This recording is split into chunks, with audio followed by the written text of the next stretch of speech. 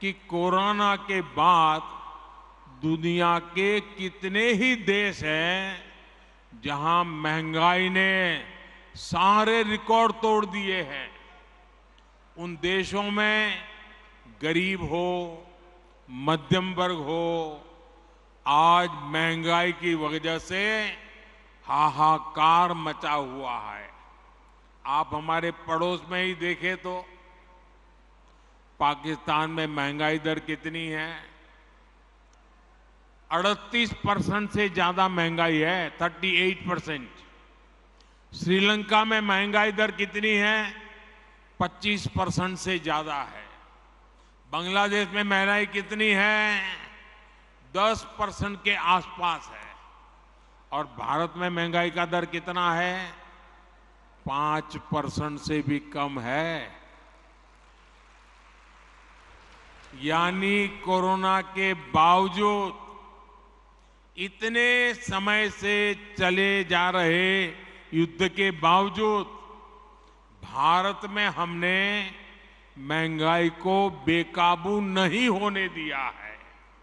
और आपने ये बात बहुत अच्छी कही कि भाजपा सरकार का जोर तो लोगों को ज्यादा से ज्यादा बचत कराने पर है।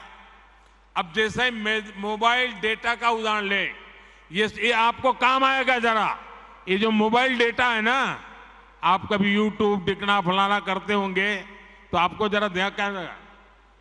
आज हर भारतीय हर महीने करीब करीब एवरेज करीब 20 जीबी डेटा इस्तेमाल करता है। आप मोबाइल फोन का उपयोग करते हैं, 20 जीबी डेटा। अगर 2014 से पहले जब हमारे देश में कांग्रेस की सरकार थी, उस समय 1 जीबी डेटा अगर आप उपयोग करते थे तो उसकी कीमत लगती थी 300 रुपया, करीब 300 रुपया। उस हिसाब से अगर आज आप देखते तो आपका मोबाइल का बिल हर महीने कम से कम 6,000 रुपया महीने आता। अगर 2014 वाली कांग्रेस की सरकार के हिसाब से देखें तो आज मोबाइल का फोन एवरेज आपका 6,000 रुपया आता। लेकिन भाजपा सरकार ने डेटा को गरीब के लिए बिल्कुल सस्ता कर दिया है। इसलिए अब आपका मोबाइल 20 जीबी डेटा के लिए उसको कितना देना पड़ता है? मुश्किल से 200-300 रुपया देना पड़ता है। मतलब कि आपका करीब 5,000 रुपया हर महीने बच रहा है। जिसके भी पास मोबाइल है करीब 5,000 रुपया बच रहा है। आप गांव के लोगों को समझा सकते हैं कि मोदी सरकार होने का मतलब क्या होता है। एक और उदाहरण देता हूं मैं आपको, एलईडी बल्ब का। जब कांग्रेस के समय के ये जो लट्टू होते हैं ना, ये एलईडी बल्ब 300-400 रुपये में बिकता था। 300-400 रुपया। आज बीजेपी सरकार में एलईडी बल्ब की कीमत हो गई 50-60 रुपया।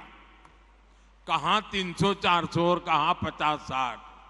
और बीते वर्षों में जो करीब 40 करोड़ सस्ते एलईडी बल्ब दिए गए, उसकी वजह से गरीब और मध्यम वर्ग का हर साल जो बिजली का बिल था वो करीब 20,000 करोड़ रुपया कम हुआ है। ये 20,000 करोड़ रुपया लोगों के जेब में कहीं न कहीं बचा है। किसी का 100, किसी का 200, किसी का 500। आपने प्रधानमंत्री भारतीय जन औषधि परियोजना यानी पीएम बीजेपी के बारे में भी सुना होगा। आप दवाई की दुकानें, जन औषधि दुकानें देखा होगा आपने। आप पोलिंग बूथ में जाइए ना, लोगों को जरूर है जन औषधि दुकान वाला जरूर बताना। आज जन औषधि के स्टोर में उत्तम से उत्तम प्रकार की दवाई सस्ते से सस्ते में मिलती है। इस स्टोर की वजह से गरीब का करीब 20,000 करोड़ रुपया बचा है। अगर एक परिवार में 60, 70, 80 साल के बुजुर्ग है और डायबिटीज है, अगर उनको महीने में 2000 की दवा लगती है तो जन औषधि केंद्र में 100-150 रुपये में दवाई मिल जाती है और उनका महीना भर निकल जाता है। ये लोगों का पैसा बचाने का भाजपा का ये तरीका है। दोस्तों, आपके बूथ में ऐसे भी बहुत लोग होंगे जिन्होंने आयुष्मान भारत योजना का लाभ लिया है। आयुष्मान भारत योजना से गरीबों को अस्पताल में 5 लाख रुपए तक के मुफ्त इलाज की सुविधा मिलती है। इस योजना की वजह से करीब करीब 5 करोड़ लोगों ने अस्पताल में भर्ती होने के बाद अपना इलाज कराया और 1 पैसे का खर्च नहीं हुआ है।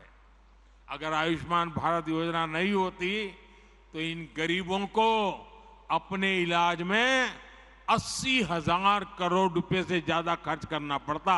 अभी 80,000 करोड़ बचा कि नहीं बचा? ये गरीब का भला हुआ कि नहीं हुआ? ये मध्यम वर्ग के परिवार का भला हुआ कि नहीं हुआ? साथियों, गरीबों की सेवा का ये भाव, गरीब की जेब की चिंता, भाजपा हर पल उनकी मदद में खड़ा रहता है और यही भाजपा की पहचान है। लेकिन विपक्ष की पार्टियां कैसे गरीब और मध्यम वर्ग की जेब काट रही हैं, ये भी देश के लोगों को बताना चाहता हूं। ये विपक्षी लोग पेट्रोल की कीमतों पर बहुत हाय तौबा मचाते थे। देश के लोगों को राहत देने के लिए केंद्र सरकार ने 2 साल में 2 बार एक्साइज ड्यूटी कम की है।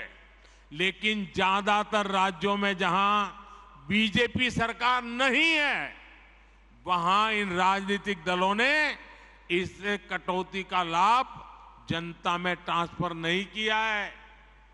इन राज्यों ने अपने स्टेट का वेट बढ़ाकर जनता से वसूली का अभियान चालू रखा है।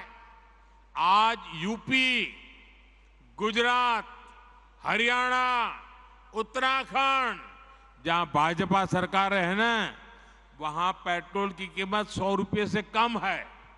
लेकिन बिहार में पेट्रोल 107 रुपया, राजस्थान में 108, तेलंगाना में 109, केरला में 110।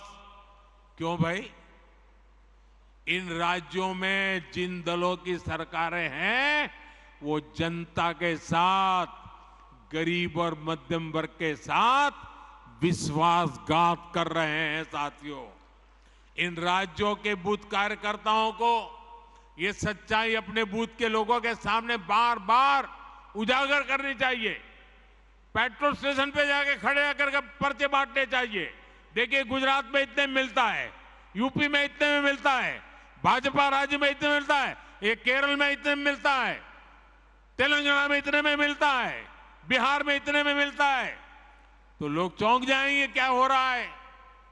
और इसलिए चीजों की जानकारियों के साथ आप जितना बताएंगे उतनी आपकी सच्चाई पर लोगों का विश्वास बढ़ेगा। भाइयों, आइए एक और सवाल के लिए आगे बढ़ते हैं।